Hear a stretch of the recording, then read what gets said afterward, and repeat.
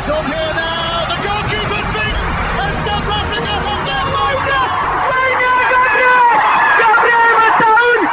Shaker Sport 2010. ሰላም ጤና ይስጥልን እንደምን አላችሁ የተከበራችሁና የተወደዳችሁ የሸገር ስፖርት ዊዝ አበበ ግደይ የዩቲዩብ ቻናል ቤተሰቦቻችን በያላችሁበት እጅግ አስደሳች ጊዜን እያሳለፋችሁ እንደሆነ ተስፋ እናደርጋለን መልካሙን ሁሉ ለናንተ እንመኛለን ታዲያ ይህንን ሸገር ስፖርት ዊዝ አበበ ግደይ የሚለውን የኛን የዩቲዩብ ቻናል ሰብስክራይብ አድርጉና በቤተሰብነት ተቀላቀሉ የደውል ምልክቱን ተጭናችሁ አዳዲስ ስፖርታዊ መረጃዎችን ስናወጣ መልእክት እንዲደርሳችሁ አድርጉ ላይክ በማድረግ ሊንኩንም ለሌሎች በማጋራት በተከታዮች ቁጥር እንድንበዛ የምንሰራቸው ፕሮግራሞችም ብዙ ሰዎች ጋር መድረስ እንዲችል አሁንም ማገዛችሁን ቀጥሉ እስካሁን ላበረታችሁን አቅም ጉልበት ድጋፍ ለሰጣችሁን በሙሉ እጅግ የላቀው ምስጋናችን ይድረሳችሁ እንላለን ከልብም እናመሰግናለን በዚህ ሰዓት የተለያዩ ስፖርታዊ ጉዳዮችን በተለይ ደግሞ ዛሬ ምሽት 1 ሰዓት ከ30 ላይ በሚደረገው የሊቨርፑል እና የኒውካስል ዩናይትድ የካራባኦ ካፕ የዋንጫ ጨዋታ ዙሪያ የተለያዩ መረጃዎችን ወደናንተ ልናደርስ ስላገኘናችሁ እጅግ በጣም ደስ ብሎናል ግን አስቀድመን ትላንት በተለያዩ ሀገራት የሊግ ውድድሮች ተደርገው የተመዘገቡ ዋና የምንላቸውን ውጤቶች ለማስታወስ እንሞክር በስፔን ፕሪሚየር ሊግ ዋንጫ የማንሳት ትግል በሪያል ማድሪድ በባርሴሎናና በአትሌቲኮ ማድሪድ መካከል አለ በክለቦቹ መካከል በጣም የተጠጋጋ የነጥብ ልዩነት ነው ያለው ዛሬ አትሌቲኮ ማድሪድና ባርሴሎና ጨዋታቸውን ያደርጋሉ ትላንትና ደግሞ ኤል ማድሪድ ላይ በሜዳው ቪያሪያልን የገጠመው ሪያል ማድሪድ ከሜዳው ውጪ ያደረገውን ጨዋታ 2-1 በሆነ ውጤት ማሸነፍ ችሏል በእንግሊዝ ፕሪሚየር ሊግ እስከ 5ኛ ደረጃን ይዞ የማጠናቀቅ ትግል አሁንም እንደቀጠለ ነው ማንቸስተር ሲቲ ከብራይተን ኤንድ ሆቭ አልቢየን 2-2 በሆናቸው ውጤት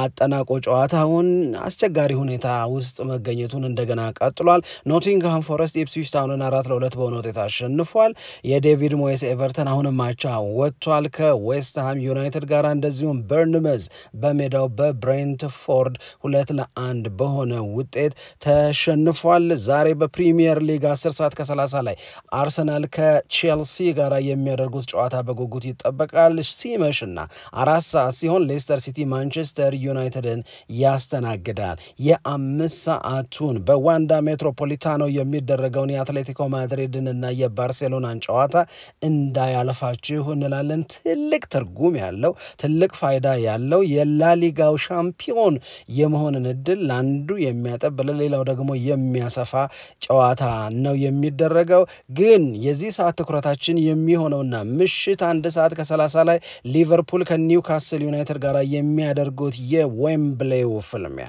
የካራባኦ ካፕ የዋንጫ ጨዋታን በተመለከተ የተወሰኑ ነጥቦችን እናነሳለን እንግዲህ በዘንድሮ የውድድር ዓመት ሊቨርፑል የተለያዩ ዋንጫዎችን ሊያሸንፍ ይችላል የሚል ሰፊ ግምት ከተሰጣቸው ጥቂት ክለቦች መካከል አንደኛው ነበር ምክንያቱም ውድድሩን ያሸነፈ የመጣበት መንገድ ያ ማለት በፕሪሚየር ሊግም በካራባኦ ካፕም በቻምፒዮንስ ሊግም ያደረጋቸው የነበሩትን ጨዋታዎችና ጨዋታዎችን የሚያሸንፍበት መንገድ በፕሌይመስ ተሸንፎ ከኤፍኤ ካፕ እስኪወጣ ድረስም ኤፍኤ ካፕም የሱ የሊቨርፑል የመሆን እድሉ ሰፊ ነው ስንል ነበር ነገር ግን ባልተጠበቀ ሁኔታ በፕሌይመስ ተሸንፎ ከኤፍኤ ካፕ ወጣ እንደዚሁም ደግሞ በራውንድ ኦፍ 16 የአውሮፓ ቻምፒዮንስ ሊግ በመለያ ዓመት በፓሪስ ሰን ዠርማን ተሸነፈና ሁለቱን ዋንጫዎች ማሸነፍ እንደማይችል አረጋገጠን ኳድራፕል ዊነር ሊሆን ይችላል እንዴ ተብሎ የተጀመረው የሊቨርፑልን የዘንድሮ የውድድር ዓመት አጨራረስ በተመለከተ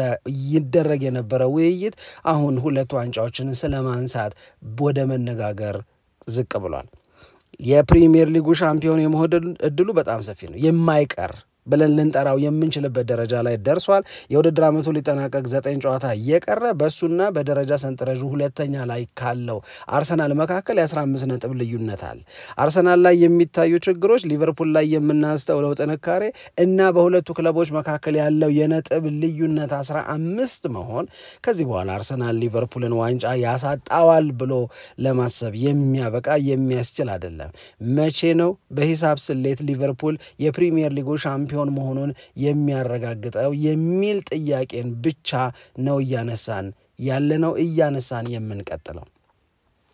እንግዲህ የፕሪሚየር ሊጉ ሻምፒዮንነት አይቀርም እንበል እንጂ የአርነ ስሎት የፕሪሚየር ሊጉ አሰልጣኝ ሆነው ከሊቨርፑል ጋር ስራ በጀመሩበት በመጀመሪያ የውድድር ዓመታቸው የሚያሸንፉት የመጀመሪያ ዋንጫ ግን የፕሪሚየር ሊጉ ስለመሆኑ እርግጠኛ አይደለም። ምክንያቱም አሁን ባለው ሀቅ ሊቨርፑል በሂሳብ ስሌት ዋንጫ ማንሳቱን ወይም ሻምፒዮን መሆኑን በፕሪሚየር ሊግ አላረጋገጠም። ዛሬ ምሽት 1:30 ዌምብሌ ላይ በሚደረገው የሊቨርፑልና የኒውካስል ጨዋታ ግን ሊያሸንፍና ዋንጫ ሊያነሳ ይችላል። ይሄንን ማድረግ ከቻለ የአርነ ስሎት ሊቨርፑል የሰውየው በእንግሊዝ እግር ኳስ ተቀጥረው የሊቨርፑል አሰልጣኝ ሆነው ያሸነፉት የመጀመሪያ ዋንጫ ተብሎ የሚመዘገበው የሊግ ካፑ ወይም ደግሞ የካራባኦ ካፕ ይሆናል ማለት ነው። ይሄ ለአርነ ስሎት በእንግሊዝ ስራ በጀመሩ ጊዜ የመጀመሪያ ያሸነፉት ዋንጫቸው ሆኖ ሊመዘገብ ይችላል። በነገራችን ላይ ለሆቬ ሞሪኒዮ በፕሪሚየር ሊጉ ፖርቶን ለቀው የፕሪሚየር ሊግ የቼልሲ አሰልጣኝ ሆነው ስራ ሲጀምሩ መጀመሪያ ያሸነፉት የሊግ ካፑን እንደነበረ ሁላችንም የምናስታውሰው ይመስለኛል። ስለዚህ ዛሬ የሚደረገው የሁለቱ ክለቦች ጨዋታ ምን ትርጉም አለው? ስለ ጨዋታው እና ድል ማድረግ ለሁለቱ ክለቦች የሚኖረውን ፋይዳ በተመለከተ አስቀድመን የተወሰኑ ነጥቦችን እናነሳለን። የድሉ ፋይዳ ከጨዋታው ጋር ተያይዞ ስለ ሊቨርፑል ሊነገሩ የሚገባቸውን ጉዳዮች እናስቀድም። እንግዲህ ሊቨርፑል አምናም የዚህ ውድድር ማለትም የሊግ ካፑ አሸናፊ ነበረ። ታስታውሱ ከሆነ የሊግ ካፑን ሲያሸንፍ ከቼልሲ ጋር ነበር የዋንጫ ጨዋታ ላይ የተገናኘው። በዌምብሌ ስቴዲየም ነበር ጨዋታው የተደረገው። ያኔ 90 ደቂቃ ላይ አልተሸናነፉም ነበርና ተጨማሪ ደቂቃ ሲጫወቱ በተጨማሪው ደቂቃ ላይ ባስቆጠሩት ጎል ነው ሊቨርፑሎች የካራባኦ ካፕን ዋንጫ ማሸነፍ ችለው የነበረው። ስለዚህ አምና የዚህ ውድድር አሸናፊ ነበሩ ካልን ትርጉሙ ምን ማለት ነው? ለቀድሞ የሊቨርፑል አሰልጣኝ ለየርገን ክሎፕ በሊቨርፑል ቤት ያሳኩት የመጨረሻ ዋንጫቸው ካራባኦ ካፕ ነበረ ወይም ሊግ ካፑ ነበረ።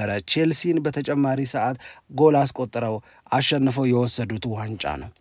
ይሄው ካራባኦ ካፕ ታዲያ ለአርነ ስሎት ደግሞ የሊቨርፑል አሰልጣኝ ሆነው የሚያሳኩት የመጀመሪያ ዋንጫ ሊሆን የሚችልበት እድል አለ። ከዚህ አንጻር ለክለቡ የሚኖረው ፋይዳ እንደተጠበቀ ሆኖ ለአዲሱ የሊቨርፑል አሰልጣኝ በመጀመሪያ የውድድር ዓመታቸው ከተጠበቀው በላይ ሰክሲድ አድርገዋል፣ ተሳክቶላቸዋል እየተባሉ እየተወደሱ እየተሞካሹ ለሚገኙት ለአርነ ስሎት በሊቨርፑል አሰልጣኝነት የሚያሳኩት የመጀመሪያ ዋንጫ ሊሆን ይችላል። ይሄ ቀላል ትርጉም አይደለም ለግለሰቡ ለአርነ ስሎት። በነገራችን ላይ ይህንን የሊግ ካፕ ባለፉት 10 ዓመታት ዶሚኔት ያደረጉት 3 ክለቦች ናቸው። ባለፉት 10 ዓመታት ከነዚህ 3 ክለቦች ውጪ የሊግ ካፑን ማሸነፍ የቻለ ሌላ ክለብ የለም። ወይ ማንቸስተር ዩናይትድ ነው፣ ወይ ማንቸስተር ሲቲ ነው፣ ወይ ሊቨርፑል ነው። ባለፉት 10 ዓመታት የሊግ ካፑን ዋንጫ እየወሰዱ ያሉት። በእነዚህ 10 ዓመታት ውስጥ ከነዚህ 3 ክለቦች ውጪ የሊግ ካፕ ሻምፒዮን መሆን የቻለ ወይም የሊግ ካፑን ዋንጫ ማሸነፍ የቻለ ሌላ ክለብ የለም። ዛሬም ሊቨርፑል የሚያሸንፍ ከሆነ የሶስቱን ክለቦች የሊግ ካፕ ኃያልነት ሊያስቀጥል የሚችልበት እድል ይኖራል ነው። ግን አሁን እያነሳን ያለነው ስለ አርነ ስሎት ነው። አርነ ስሎት ከዚህ በፊት ማለትም ሊቨርፑል በአሰልጣኝነት ከመረከባቸው አስቀድሞ የፌይኖርድ አሰልጣኝ ነበሩ። በፌይኖርድ አሰልጣኝነታቸው 2023 ላይ የሀገራቸውን የሊግ ውድድር አሸንፈዋል። 2024 ላይ ደግሞ የደች ካፕን አሸንፈዋል ከፌይኖርድ ጋር ሆነው። አሁን ከሊቨርፑል ጋር በዘንድሮ የውድድር ዓመት ለሊቨርፑል እየሰሩ የመጀመሪያ በሚባለው የውድድር ዓመታቸው የሆነ ዋንጫ ማሸነፋቸው አይቀርም። እማናቀው 1 ነው 2 ነው የሚለውን ነው እንጂ የሆነ ዋንጫን ያሸንፋሉ። ምክንያቱም የፕሪሚየር ሊግ ሻምፒዮን የመሆናቸውን ጉዳይ ከዚህ በኋላ ማስቀረት የማይቻልበት ደረጃ ላይ ስለደረሰ ነው። ስለዚህ ለአንድ አሰልጣኝ ያውን በአርነ ስሎት ደረጃ ለሚገኝ አሰልጣኝ የአርነ ስሎት ደረጃ ስንል ፌይኖርድ ጋር ብቻ በሰሩት ስራ የምናውቃቸው አውሮፓ ውስጥ 5 ትልልቅ ሊጎች አሉ። ከነዛ 5 ትልልቅ ሊጎች በአንዳቸው ሊጎች ውስጥ ሰርተው አያውቁም። ትልልቆቹ ሊጎች ኤክስፒሪየንስ አድርገዋቸው በዛ ውስጥ ልምድ አግኝተው ያለፉ አሰልጣኝ አይደሉም። ትልልቅ ክለቦች ጋር አብረው ሰርተው ትልልቅ ተጫዋቾችን ማኔጅ አድርገው አያውቁም አርነ ስሎት። ከዚህ ሁሉ ልምድ አልባነት በኋላ ትልቅ ሊግ ላይ ትልቅ ክለብን ይዘው የፕሪሚየር ሊግን ዋንጫ ማንሳት በሚቻልበት ሁነት ውስጥ ሀቅ ውስጥ ራሳቸውንና ክለባቸውን ማስገኘት ከቻሉ ይሄ በራሱ በጣም ትልቅ ስኬት ነው። ግን ሁለት ደግሞ ከአንድ ይሻላል። የፕሪሚየር ሊጉን ዋንጫ እንደሚያሸንፉት ሁሉ የሊግ ካፑን ዛሬ ኒውካስል ዩናይትድን አሸንፈው የሚወስዱ ከሆነ ደብል ዊነር ይሆናሉ ማለት ነው። ይሄ ለአርነ ስሎት በሊቨርፑል ቤት ውስጥ ህይወትን በምቾት እንዲጀምሩ ደጋፊዎች በሳቸው እየተማመኑ እንዲቀጥሉ የማድረግ ትልቅ ፋይዳ ይኖረዋል። ምናልባት ከዚህ የዘንድሮ የውድድር ዓመት መጠናቀቅ በኋላ በአርነ ስሎት የሚወሰን የተጫዋቾች ስንብትም ይሁን የአዳዲስ ተጫዋቾች ቅጥር ለሊቨርፑል ደጋፊዎች ለመውሰድ የማይቸገሩበት ይሆናል። ምክንያቱም ሰውየው የሰሩት ስራ ቀላል የሚባል አይደለም። ሰውየው በሊቨርፑል ቤት ውስጥ የፕሪሚየር ሊጉን ዋንጫ ማሳካት መቻል፣ ዛሬም ከሆነላቸው የሊግ ካፑን ዋንጫ ማሸነፍ፣ እነዚህ ነገሮችን ተከትሎ የመታመን ስሜትን በሊቨርፑል ደጋፊዎች ውስጥ ይፈጥራሉ። የመታመን ደግሞ ቀላል ነገር አይደለም። ትረስት ያደርጓቸዋል። እሱ የሚያደርገው ነገር በሙሉ ወደ ድል ያቀርበናል ብለው የሚያምኑ ከሆነ ውሳኔያቸውን ይደግፋሉ፣ ከጎናቸው ይቆማሉ፣ ያበረታቷቸዋል ማለት ነው። ይህንን የብርታት ስሜት ያላገኙ እንደነዚህ ያሉ የብርታት ስሜት የናፈቃቸው በጣም ብዙ አሰልጣኞች ባሉበት ሊግ ላይ በቀላሉ በመጀመሪያው የውድድር ዓመት እንዲህ ያለውን መታመን ማግኘት ቀላል ትርጉም የሚሰጠው አይደለም። ይህንን ያነሳውበት ዋነኛው ምክንያት ምናልባት አርነ ስሎት በሚቀጥለው የውድድር ዓመት ከሊቨርፑል ጋር የውድድር ዓመቱን ሲጀምሩ አንዳንድ የተለመዱ ፊቶችን በሊቨርፑል ማሊያ እያየን እንደማንቀጥል ስለሚሰማኝ ነው። የመሐመድ ሳላ፣ የትሬንት አሌክሳንደር አርኖልድ፣ የቨርጅል ቫን ዳይክ ብቻ ሳይሆን ሌሎች ተጫዋቾችም ሊወጡ ይችላሉ። ግን በእርግጠኝነት አዳዲስ ተጫዋቾች ሊቨርፑልን እንዲቀላቀሉ ይደረጋሉ። ለምሳሌ ቨርጅል ቫን ዳይክ ትናንትና ለመንገር እንደሞከር ነው ለእናንተ በሚቀጥለው የውድድር ዓመት ከሊቨርፑል ጋር ስላለመሆን እርግጠኛ አይደለሁም ማለት ግን ስለሱ እያሰብኩ አይደለም፣ ስለሱ እየተጨነቅኩ አይደለም። ፍጹም በተረጋጋ መንገድ በእያንዳንዱ ጨዋታ ላይ ሊቨርፑልን በጥሩ ሁኔታ ለማገልገል ከሊቨርፑል ጋር ላሳካቸው የሚገቡ ውጤቶችን ስለማሳካት ብቻ እጨነቃለሁ፣ ደጋፊዎችም ያንን ብቻ እንዲያደርጉ እመክራለሁ የሚል አስተያየትን ሰጥቷል። አርነ ስሎት ደግሞ ከዛሬው የካራባኦ ካፕ ዋንጫ ጨዋታ በፊት ከጋዜጠኞች ጋር በነበራቸው ቆይታ እኔ ደግሞ የሚሰማኝ በሚቀጥለው የውድድር ዓመት ቨርጅል ቫን ዳይክ አብሮኝ እንደሚሆን ነው። በሚቀጥለውም የውድድር ዓመት እሱ የሊቨርፑል ተጫዋች ሆኖ እንደሚቀጥል ነው የሚሰማኝ የሚል አስተያየታቸውን ይሰጣሉ። ስለዚህ አርነ ስሎት ከቨርጅል ቫን ዳይክ ጋር ስለመለያየት አያስቡም። ቨርጅል ቫን ዳይክን ሲንግል አውት አድርገው ወይም ነጥለው አውጥተው አስተያየት የሰጡት እሱ በሊቨርፑል ስለመቆየትም ይሁን ከሊቨርፑል ጋር ስለመለያየት እያሰብኩም እየተጨነቅኩም እያወጣውና እያወረድኩ ያለሁት ሀሳብ የለም። በቃ ተረጋግቼ ጨዋታዬን እያደረግኩ ነው ያለሁት፣ የሚሆነውን ነገር ሲሆን አብረን እናየዋለን ብሏል። እሳቸው ግን የሊቨርፑል ደጋፊዎችን የሚያረጋጋ የሊቨርፑል ደጋፊዎችን በተስፋ የሚሞላ አምበላችሁ ቨርጅል ቫን ዳይክ በሚቀጥለው የውድድር ዓመት ከሊቨርፑል ጋር አብሮ እንደሚቆይ ነው የሚሰማኝ የሚል አስተያየታቸውን እየሰጡ ይገኛሉ። ግን ስንብቶች የሚኖሩ ይመስለኛል። ትሬንት አሌክሳንደር አርኖልድ ሊሆን ይችላል፣ መሐመድ ሳላህ ሊሆን ይችላል፣ ቨርጅል ቫን ዳይክ ሊሆን ይችላል። ከነዚህ ከሶስቱ አንዳቸው ወይ ሁለቱ ወይ ሶስቱም ከሊቨርፑል ጋር ሊለያዩ ይችላሉ። ሊቨርፑል ምን ያቀርባል፣ እነሱ የቀረበላቸውን ነገር ይቀበላሉ ወይስ አይቀበሉም የሚለው ላይ የሚወሰን ነው።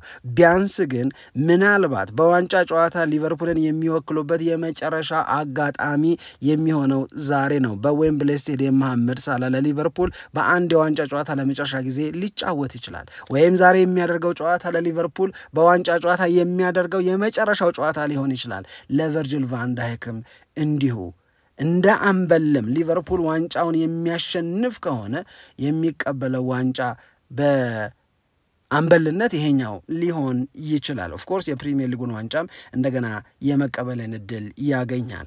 ትሬንት አሌክሳንደር አርኖልድ በዛሬው ጨዋታ ላይ ለሊቨርፑል ጨዋታውን አያደርግም፣ ተጎድቷል። ስለዚህ በዋንጫ ጨዋታ ላይ የመጫወት እድል ስለሌለው ለመጨረሻ ጊዜ በሆነ የዋንጫ ጨዋታ ላይ ተጫውቷል ብሎ ወደ ኋላ ፈልጎ ለመጨረሻ ጊዜ አርኖልድ ለሊቨርፑል ያደረገው የዋንጫ ጨዋታ መቼ ነበር ብሎ መፈለግና ማግኘት ነው። ግን በዛሬው ጨዋታ ላይ ትሬንት አሌክሳንደር አርኖልድ ወደ ጨዋታ አይገባም። ይህንን አረጋግጠው ተናግረዋል አሰልጣኙ። እንደውም የውድድር ዓመቱ ከማለቁ በፊት መመለስ አለመመለሱን እርግጠኛ ለመሆን የሕክምና ባለሙያዎች የሚሉንን እየጠበቅን እንገኛለን የሚል አስተያየትን ሰጥተዋል። በነገራችን ላይ ከጉዳት ጋር በተያያዘ ትሬንት አሌክሳንደርን አርኖልድ ብቻ አይደለም በዛሬው ጨዋታ ላይ ለሊቨርፑል አገልግሎት የማይሰጠው በዛው ቦታ ላይ አማራጭ ተጫዋች ሊሆኑ ይችላሉ የሚባሉት ጆ ጎሜዥ እንደዚሁ አይገባም ከዛሬው ጨዋታ ውጭ ነው ብራድሌም እንደዚሁ ከጨዋታው ሙሉ በሙሉ ውጭ መሆኑ ተረጋግጧል ስለዚህ ኳንሻ ነው በዚህ ጨዋታ ላይ ለሊቨርፑል በዛ በኩል የሚጫወተው ማለት ነው ግን ከመውጣት ጋር ብቻ ተያይዞ ከሊቨርፑል ጋር የሚነሳው የሳላ የአርኖልድ የቨርጅል ቫን ዳይክ መውጣት ብቻ ሳይሆን ሊቨርፑል ካደረገው የእውነት ለመናገር በሚቀጥለው የውድድር ዓመት እንደገና ምን አይነት መልክ ምን አይነት ጥንካሬ ሊኖረው እንደሚችል ከወዲሁ በማሰብ ራሱ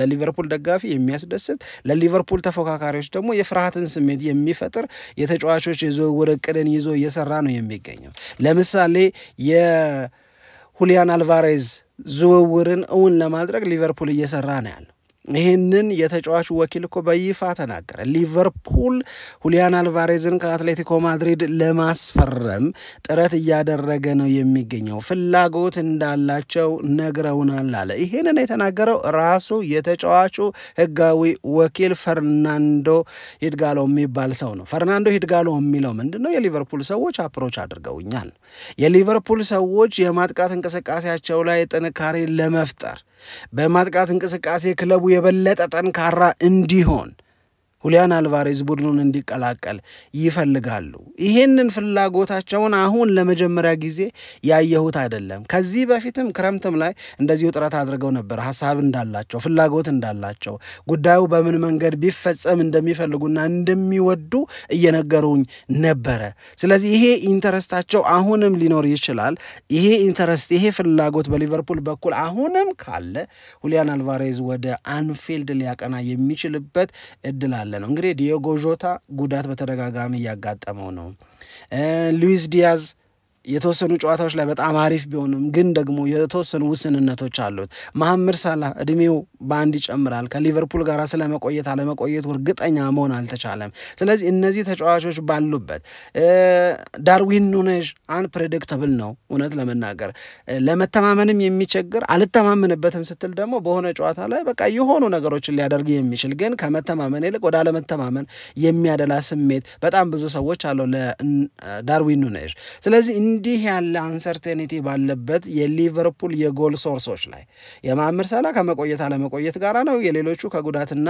ከብቃት ከፍና ዝቅ ማለት ጋራ በተያዘ ነው ስለዚህ ሁሊያን አልቫሬዝን እዚህ ቡድን ውስጥ ማካተት የሚቻል ከሆነ ለአሰልጣኝ አርነ ስሎትም ሆነ ለሊቨርፑል እንደ ቡድን አስፈሪ ገጽታን የሚሰጥ ነው የሚሆነው ወይም ጠንካራ የበለጠ የሚያደርገው ነው የሚሆነው ምክንያቱም ሁሊያን አልቫሬዝ በጣም እጅግ በጣም ጥሩ ተጫዋች ነው በማንቸስተር ሲቲ ቤት እሱን መልቀቅ ምን እንዳመጣ ሃላንድ በሚጎዳበት ሰዓት ላይ ሃላንድ በሚደክምበት ሰዓት ላይ የሁሊያን አልቫሬዝ ከማንቸስተር ሲቲ መውጣት ማንቸስተር ሲቲ ላይ ምን አይነት ክፍተት እንደፈጠረ ምን ያህል እንዳጎደለበት የተረዳ ይመስለኛል ፔፕ ጋርዲዮላ ለዛ ነው ሁሊያን አልቫሬዝን መሸኘታችን ልክ አይደለም ከሸኘነው እንኳን ልንተካው ይገባ ነበር የሚል አስተያየትን በቁጭትና በጸጸት እየተናገረ ያለው ስለዚህ በፕሪሚየር ሊጉ ለምንዳለው በላሊጋም ሄዶ ለአትሌቲኮ ማድሪድ የሚሰራቸው ስራዎች በጣም ጥሩ ናቸው ዘንድሮ ወደ 17 የሚደርሱ ጎሎችን በላሊጋና በቻምፒዮንስ ሊግ ለአትሌቲኮ ማድሪድ አስቆጥሯል ወሳኝ እጅግ በጣም ወሳኝ ተጫዋች ነው ሁሊያን አልቫሬዝ ለአርጀንቲና ብሔራዊ ቡድንም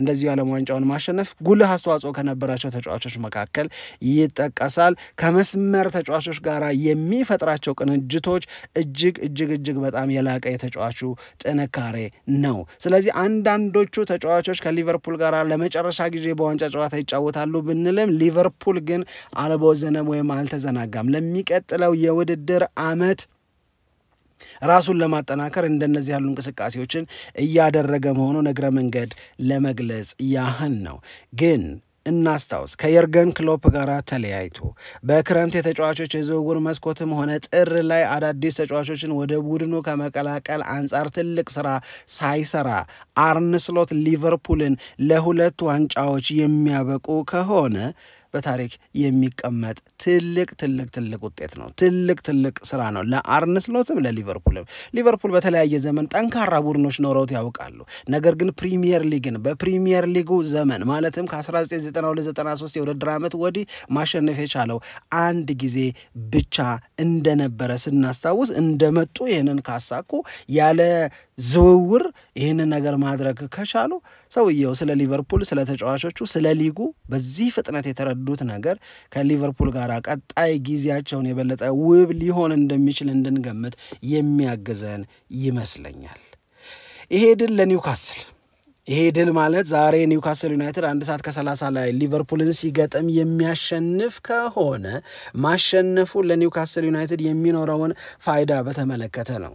ኒውካስል ዩናይትድ የዋንጫ ረሃብ አለበት። እንደነዚህ ባሉ የዋንጫ ጨዋታዎች ላይ ድልን ማስመዝገብ ከቻለ እንግዲህ በሁለት ከፍለን ነው የምናየው። አንደኛው በአህጉራዊ ውድድር ላይ ኒውካስል ዩናይትድ ለመጨረሻ ጊዜ የዋንጫ ጨዋታን አሸንፎ ዋንጫን ያገኘው እንደ አውሮፓውያን አቆጣጠር 1969 ላይ ነው። ይሄ ማለት የዛሬ 56 ዓመት ማለት ነው።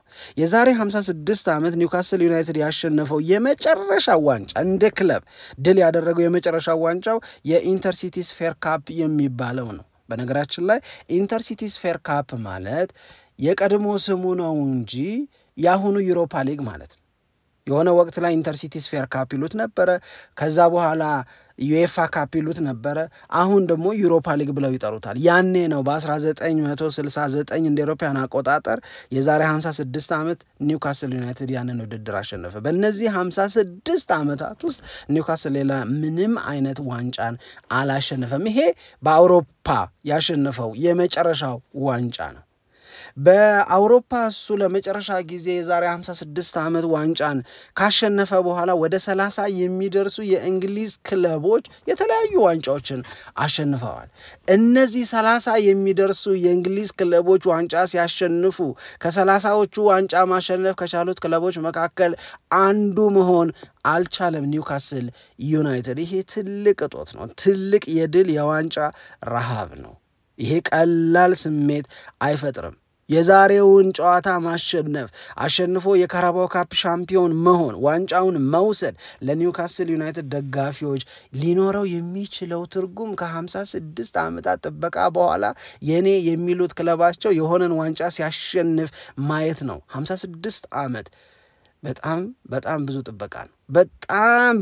በጣም ብዙ ነው። ስለዚህ የኒውካስል ደጋፊ ሆነው እግር ኳስን ማየት ክለባቸውን የኔ ብለው መደገፍ ከጀመሩ ጀምሮ አብዛኞቹ የክለቡ ደጋፊዎች ክለባቸው ዋንጫ ሲያሸንፍ አይተው አያውቁም ማለት ነው። በእድሜ የገፉት ምናልባት ያ ትዝታ ሊኖራቸው ይችላል። የሚበዙት ግን የዋንጫን ጣዕም የድል ማድረግን ክብር አያውቁትም፣ ተሰምቷቸው አልነበረምና እስከ ዛሬ ድረስ። በሀገራቸው ውድድርስ እንበል ደግሞ ይሄ የዶሜስቲክ ካፕ ማለት ወይ የሊጋቸውን ውድድር ወይ የኤፍኤ ካፕን ውድድር ወይ ደግሞ እንደዚህ ያሉትን የካርሊን ካፕ ውድድሮች ማለት ነው። እንደነዚህ ያሉ ውድድሮችን ደግሞ ካሸነፈ ሊቨርፑል 70 ዓመት ኒውካስል ዩናይትድ 70 ዓመት ሞልቶታል። 70 ዓመት ስንል ደግሞ ይሄኛው ደግሞ የባሰ ነው። የዛሬ 70 ዓመት እንደ አውሮፓውያን አቆጣጠር 1955 ለመጨረሻ ጊዜ ኤፍኤ ካፕን አሸነፈ። ባለፉት 70 ዓመታት ኒውካስል ዩናይትድ በእንግሊዝ ውስጥ የሚደረጉ የትኛዎቹንም ውድድሮች አሸንፎ አያውቅም። በነገራችን ላይ 1955 ላይ ይሄ ካራባኦ ካፕ፣ ሊግ ካፕ ምናምን ካርሊን ካፕ የምንለው ውድድር ራሱ አልነበረም። ከዛ በኋላ ነው የጀመረው። 5-6 ዓመት ቆይቶ ነው የጀመረው።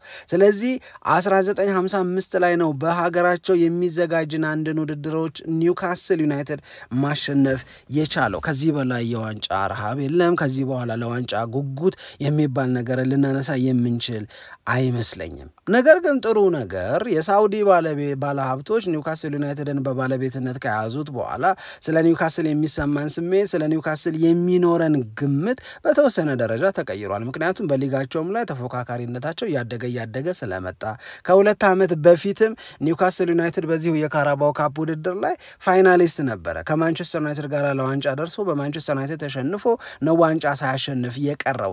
ለዛ ይመስለኛል አሰልጣኝ ኤዲ ሃው ትልልቅ ጨዋታዎች ላይ መገኘትን እየለመድን ነው፣ ዛሬ በእንግድነት ስሜት አይደለም ወደ ሜዳ የምንገባው የሚል አስተያየትን ከጨዋታው በፊት መስጠታቸው። ከዛ አያይዘው ምን አሉ ኤዲ ሃው?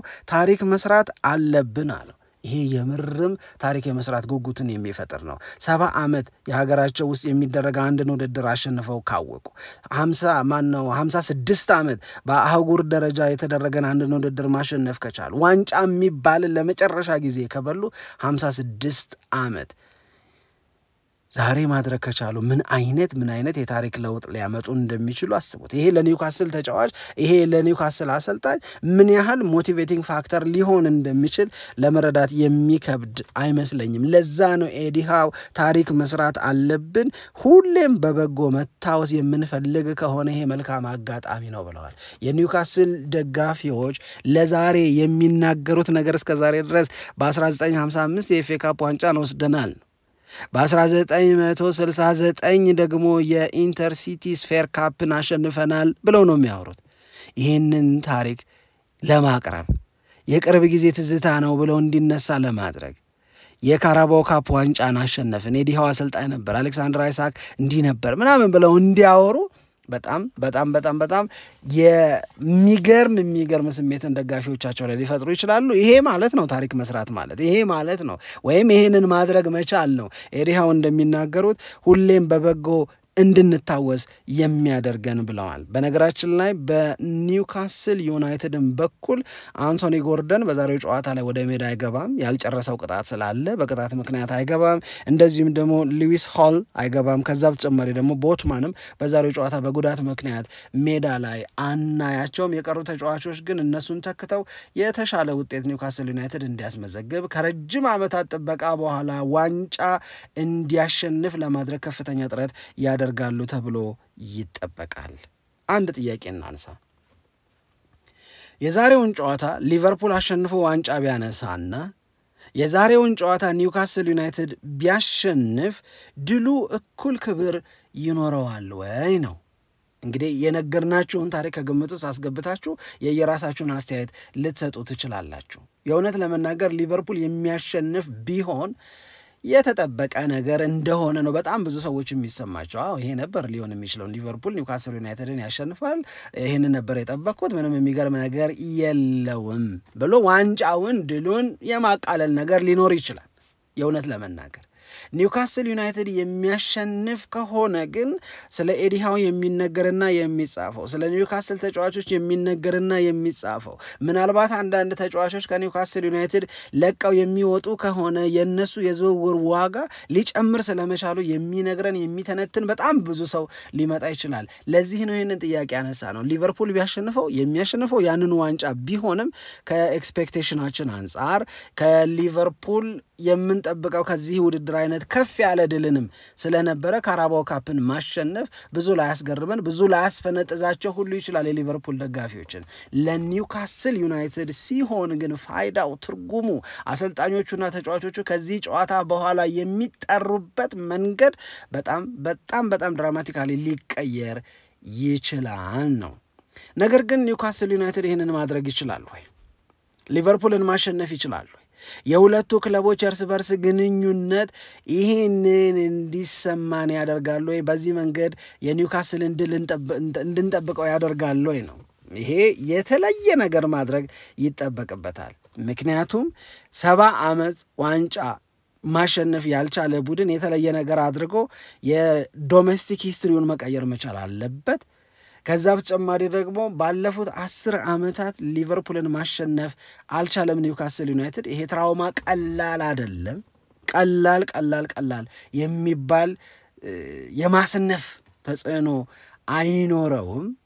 እንደዚህ ያለውን ሀቅ ደግሞ ያ ማለት ከ70 ዓመት በኋላ አንድን የዶሜስቲክ ውድድር ማሸነፍ እንደዚሁም ደግሞ ከ10 ዓመት በኋላ ሊቨርፑልን ማሸነፍ እየተሞከረ ያለው እንደነ አንቶኒ ጎርደን፣ ሉዊስ ሆል እና ሴቨን ቦትማን አይነት ተጫዋቾች በሌሉበት ነው።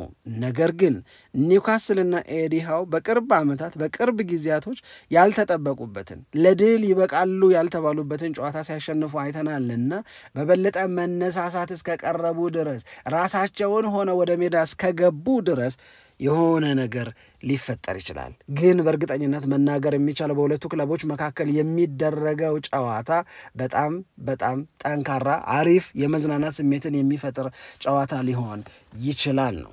ስለ ሽልማቱ እናውራና እናብቃ። ኒውካስል ዩናይትድም ሆነ ሊቨርፑል የዛሬውን ጨዋታ አሸንፈው ዋንጫውን የሚወስዱ ከሆነ ከዋንጫው በተጨማሪ የሚኖራቸው የገንዘብ ሽልማት አለ።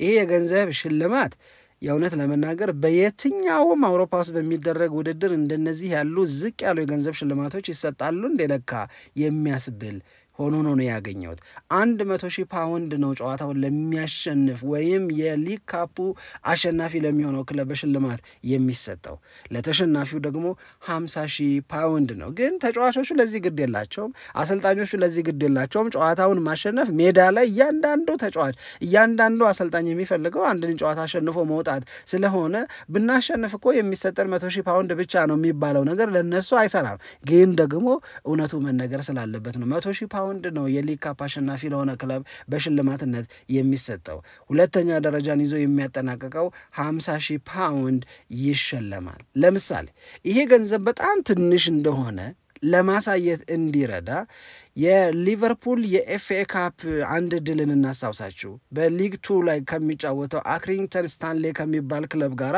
ጨዋታ አድርጎ ነበር ሊቨርፑል አሸንፎታል በዛ ጨዋታ ላይ ሊቨርፑል ያንን ጨዋታ ስላሸነፈ 115,000 ፓውንድ ተሸልሟል ይሄ ማለት በካራባኦ ካፕ ፋይናሊስት እስኪሆን ድረስ ያደረገውን ጨዋታና ፋይናሊስት ሆኖ ደግሞ በዋንጫው ጨዋታ አሸንፎ የሚሰጠው 100,000 ፓውንድ ብቻ መሆኑን ስናስበው አንድን የኤፍኤ ካፕ ጨዋታ ስላሸነፈ ከተሰጠው 115,000 ፓውንድ ያነሰ መሆኑንም ስናስበው ምንድነው ሚል ስሜት ሊፈጥር ይችላል እንግዲህ የማመር 30 ሳምንታዊ ደሞዝ 350,000 ፓውንድ መሆኑን እንንገራችሁና የዚህ ጨዋታና ከዚህ ጨዋታ ድል በኋላ ለአሸናፊው ክለብ የሚሰጠው የገንዘብ ሽልማት በጣም ትልቅ ነው ኤፍኤ ካፕ ላይ ስንት ገንዘብ ይሰጣል 2 ሚሊዮን ፓውንድ ነው የሚሰጠው ሁለተኛ ደረጃን ይዞ የኤፍኤ ካፑን ለሚያጠናቅቅ ደግሞ 1 ሚሊዮን ፓውንድ ይሰጣል በአውሮፓ ቻምፒዮንስ ሊግ ሊቨርፑል ሊግ ፌዙ ላይ ስለተወዳደረ ብቻ 15.7 ሚሊዮን ፓውንድ የወሰደ ክለብ ነው ስለዚህ ይሄ የገንዘብ ሽልማት ዛሬ ስላሸነፈ የሚሰጠው ሊያስደንቀው የሚችል አይነት አይደለም እያንዳንዱ የአውሮፓ ቻምፒዮንስ ሊግ የሊግ ፌዝ ላይ የሚያደርጉትን ጨዋታ ያሸነፉ እንደሆነ ደግሞ 1.7 ሚሊዮን ፓውንድ ሲሰጣቸው ቆይቷል ራውንድ ኦፍ 16 ስለገቡ 13.5 ሚሊዮን ፓውንድ ነው የሚሰጣቸው አሸናፊ የሚሆን ደግሞ የቻምፒዮንስ ሊግ 21 ሚሊዮን ፓውንድ ይሰጣቸዋል በነገራችን ላይ እዚሁ ላይ ተቀስ አድርገን ለማለፍ በዩሮፓ ሊግ ዋንጫን የሚያሸንፍ ቡድን 11 ሚሊዮን ፓውንድ ይሸለማል ማለት ነው ዛሬ ግን ኒውካስል ዩናይትድ ወይም ሊቨርፑል የካራባኦ ካፕን ዋንጫ ስላሸነፉ የሚሰጣቸው የገንዘብ ሽልማት 100,000 ፓውንድ ብቻ ይሆናል ግን ማንም ስለ ብሩ ግድ የለውም ስለ ክብሩ እንጂ ይሄንን ክብር ማን ያገኛል ምሽት 1:30 ላይ የሚደረገውን ጨዋታ እያያችሁ እንድትዝናኑና ጥሩ ጊዜን እንድታሳልፉ እንመኛለን ደግሞ ሌሎች አዳዲስ ጉዳዮችን ይዘን ለመምጣት ጥረት እናደርጋለን በእያላችሁበት አሁንም ሰላም ለእናንተ ይሁን ኢትዮጵያ ለዘለዓለም ትኖር It's on here now, the goalkeeper's beaten, and South Africa have done